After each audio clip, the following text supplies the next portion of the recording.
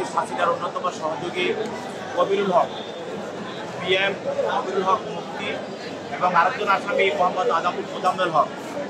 এবং এই মোহাম্মদ মোজাম্মেল হক আওয়ামী লীগের যুব পরিষদের কার্যনির্বাহী কমিটির একজন সদস্য।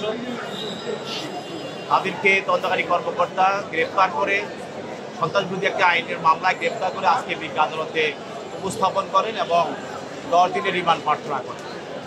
এই মামলায় রিমান্ড প্রার্থনায় বলা হয় যে আপনারা দেখছেন যে ইদানিং ঢাকা শহরের বিভিন্ন জায়গায় আওয়ামী লীগ গুপ্ত কিছু মিছিল করছে এবং জঙ্গি মিছিল করছে। সেই মিছিলের মাধ্যমে সরকারকে উৎখাত করার জন্য, দেশের স্থিতিশীলতাকে নষ্ট করার জন্য তারা চেষ্টা করছে। এবং এইভাবে গত 29 তারিখে, গত 12/9/25 তারিখে একটি মিছিল, সেই মিছিল থেকে 5 জন আসামিকে গ্রেপ্তার করা হয় এবং তাদের থেকে কিছু মোবাইল উদ্ধার করা হয়।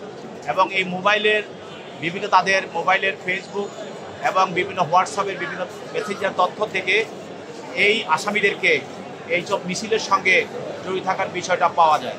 এবং সেখানে তারা এখানে উৎসদাতা এবং অর্থদাতা এবং তাদেরকে নিয়ে বিভিন্ন সময় মিটিং করেছে। ওই মিটিংয়ের মাধ্যমে ঢাকা শহরে বিভিন্ন জায়গায় যে মিছিলগুলো হচ্ছে এগুলোর সঙ্গে তাদের সম্পৃক্ত পাওয়া যায়।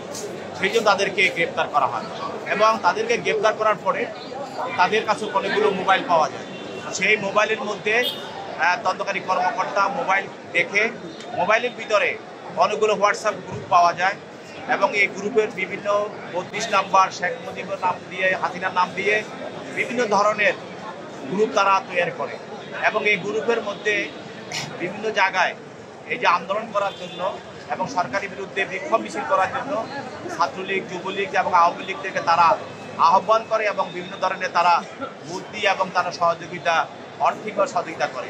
এবং মোজাম্মেল হক যে আসামি, তার আইডিতে এবং তার হোয়াটসঅ্যাপে এবং তার মেসেঞ্জারে এবং তার ব্যবহৃত বিভিন্ন গ্রুপে, হোয়াটসঅ্যাপ গ্রুপে সে বিভিন্নভাবে লিখেছে যে আপনারা জানেন যে নিউ ইয়র্কে যে আখতার হোসেন এবং বিএনপির মহাসচিব সহ অন্যদের উপরে যে ধরনের লাঞ্ছনা করা হয়েছিল এবং নিক্ষেপ করা হয়েছিল আখতার উপরে, সেই বিষয়েও সে হোয়াটসঅ্যাপে তার বিভিন্ন গ্রুপে সে নিজকে দাবি করেছে যে সেখানে সে অর্থ দিয়েছে এবং সে সেখানে তাদেরকে সহযোগিতা করেছে। এগুলি তদন্ত কর্মকর্তা বিজ্ঞ আদালতে তাদের এইসব মোবাইলের ভিডিও কপি এবং তাদের যে করেসপন্ডেন্স সেগুলি আদালতে প্রদর্শন করেছেন।